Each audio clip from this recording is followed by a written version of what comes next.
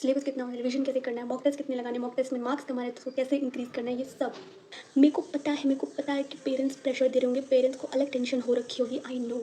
250 to 350 इनके बीच में range में मेरे मार्क्स आ रहे थे, but now I am in a medical college. Topper है ना, उसका भी सिलेबस अभी तक कंप्लीट नहीं हुआ, और तुम ये अटेम्प्ट दो तो अच्छे से दो। उस दिन में हम 720 कैसे लाएं? तुम 20 दिन के अलावा तुम पूरी ज़िंदगी में कभी इतनी मेहनत नहीं कर सकते, इस लेवल की पढ़ाई करो, ठीक है। Exam is basically for the elimination. 200 में स्कोर आ रहा होगा, 300 में, 400 में स्कोर आ रहा होगा, अभी कुछ नया ट्राई मत करो। आई नो बहुत सारे जो बच्चे हैं वो बहुत साल से प्रिपरेशन कर रहे हैं। ऐसे कितने लोग हैं जो ये वीडियो देख रहे हैं तो ये सोच बैठे हैं कि मैं इस बार नहीं देने वाली, मैं ड्रॉप ले रही हूँ, 2027 के लिए मैं प्रिपेयर करूँगी। कितने ऐसे बच्चे हैं? सब कोई बताने लग रहा है कि इतने दिनों में, 20 दिन में हम 720 कैसे लाएं। ऐसा नहीं होता है ना। कोई बच्चा 200 पे है, कोई बच्चा 400 पे है, कोई बच्चा 500 पे। आप कैसे गारंटी दे सकते कि आप 720 या फिर 700 प्लस या 600 प्लस लेके आओगे? ऐसा नहीं होता है। फॉल्स होप तो बिल्कुल भी नहीं होती है।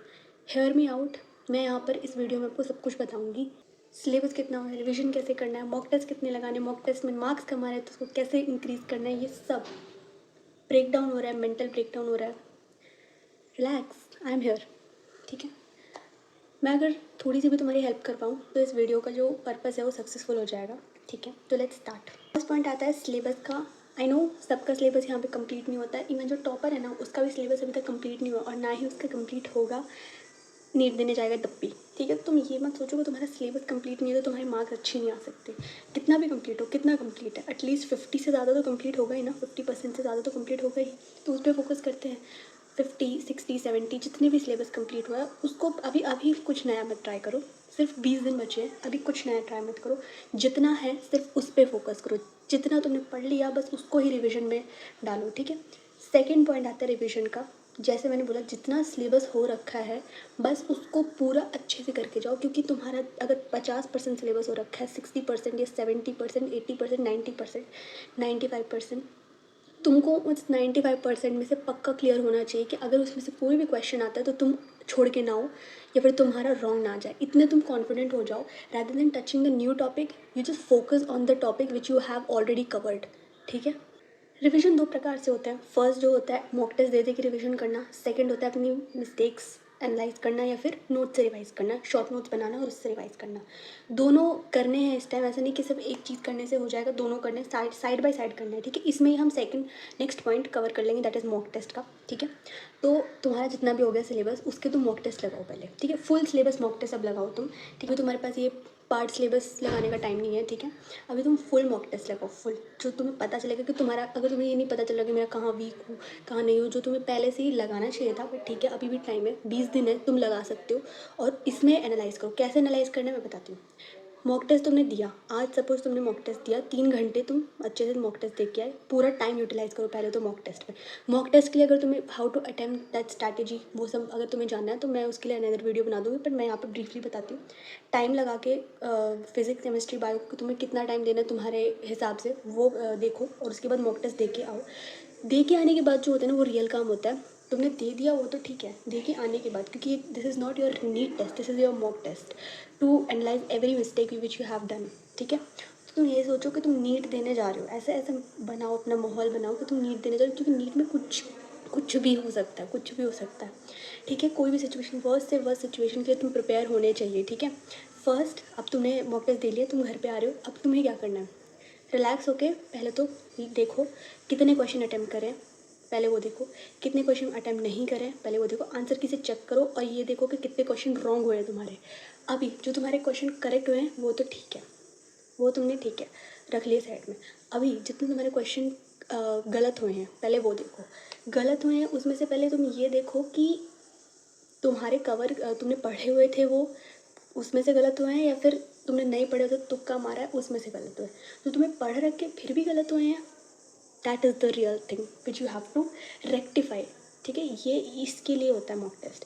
अब तुम इसका क्या करो, सोल्यूशन देखो, या तुम पहले से ही खुद से ट्राई करने की कोशिश करो एक बार घर पे, तुम्हारे से नहीं होता सोल्यूशन देखो, फिर अपनी कोई कहीं पे भी मार्क करो। ऐसे नहीं तुम्हें मिस्टेक नोटबुक ऐसे बनानी है, तुम्हें बना रखी होगी तो उसमें मार्क कर लो, नहीं तो अगर नहीं बना रखी तो कहीं भी अभी तुम पेपर वगैरह पे मार्क कर लो, ताकि तुम एक बार देख जाओ कि मैंने ये मिस्टेक करी हुई थी, ठीक है। नेक्स्ट बात आती है कि जो तुमने नहीं पढ़ रखा था और वो तब भी गलत हो, तो वो तुम्हारे ऊपर नहीं है, ठीक है। तुम्हें तुक्का नहीं मारना चाहिए था, वो तुम बाद में धीरे धीरे धीरे करके अवॉइड कर लेना, अभी अचानक से नहीं होगा। अब आते हैं जो तुमने अटेम्प्ट भी नहीं करे थे, तो मे बी यही रीज़न होगा कि क्या तो तुम्हें बहुत ज़्यादा हार्ड लग रहे होंगे क्वेश्चन, तुम्हारे सिलेबस के मतलब सिलेबस भी कवर कर रखे होंगे और तुमने बहुत ज़्यादा हार्ड लग रखे होंगे, या फिर तुमने पढ़े ही नहीं होंगे, वो सिलेबस तुमने करा ही नहीं होगा, तो उसमें हो सकता है। जो तुम्हें हार्ड लग रहे हैं, देखो पूरे 180 क्वेश्चंस में से 5 क्वेश्चंस जो होते हैं वो बहुत ही ज़्यादा ट्रिकी होते हैं और we can consider it is a hard, ठीक है।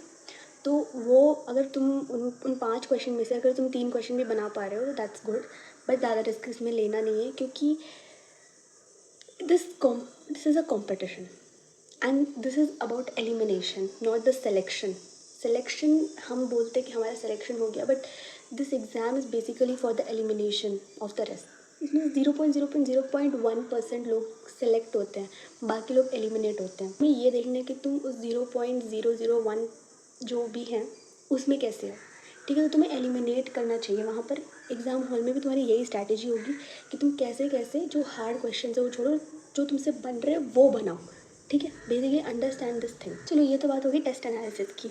अभी कुछ बच्चे होंगे जिसका ओनली 200 में स्कोर आ रहा होगा, 300 में 400 में स्कोर आ रहा होगा, and you will be panicking कि मैं क्या करूँ। आई नो बहुत सारे जो बच्चे हैं वो बहुत साल से प्रिपरेशन कर रहे हैं, मैं भी 2 साल से प्रिपरेशन कर रही थी। I can relate to you guys, I can relate, क्योंकि मेरे भी इस टाइम मेरे कुछ 300 में या फिर 250 टू 350 इनके बीच में रेंज में मेरे मार्क्स आ रहे थे, but now I am in a medical college, ठीक है। तो तुम ये मैं यहाँ पे कोई अपनी तारीफ़ करने के लिए नहीं आई हूँ, but only thing I want to say you, don't overthink, you have 20 days left. तुम उसको अपना कैसे बेस्ट बना सकते हो ना, बेस्ट इन योर लाइफ की तुम इतनी मेहनत कर ही नहीं सकते। इन 20 दिन के अलावा तुम पूरी ज़िंदगी में कभी इतनी मेहनत नहीं कर सकते, इस लेवल की पढ़ाई करो, ठीक। बाकी जो होगा नहीं होगा वो बाद में देखा जाएगा, बट अभी तुम्हारे दिमाग में सिर्फ ये चीज़ दौड़नी चाहिए कि मैं इस 20 दिन को कैसे अपना बेस्ट 20 दिन बनाऊँ पूरी लाइफ का। अगर तुम्हारे अंदर ये है कि हाँ मुझे बनाने हैं, मैं तुम